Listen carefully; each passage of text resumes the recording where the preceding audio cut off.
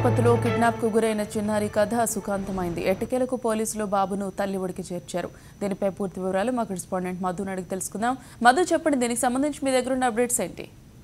గౌతమి, తిరుపతిలో 2 రోజుల క్రితం పసికందు కిడ్నాప్ అయిన వ్యవహారం రాష్ట్ర వ్యాప్తంగా కలకలం సృష్టించింది. అయితే 2 రోజుల అనంతరం ఎట్టకేలకు ఈ కిడ్నాప్ వ్యవహారం సుఖాంతమైంది. తల్లి ఒడికి బిడ్డ రాత్రి తెల్లవారుజామున పోలీసులు చేర్చడం జరిగింది. ఏవైతే ఉన్నారో సమీప బంధువు పూజనే కిడ్నాప్ చేయడం జరిగింది. ఇదైతే విద్యానగర్ లో తల్లి దగ్గర పడుకున్నటువంటి పసికందు ఉత్తమ్ ఎవరైతే అతన్ని తీసుకెళ్లడం జరిగింది. ఆ తర్వాత తమిళనాడుకు వెళ్ళింది.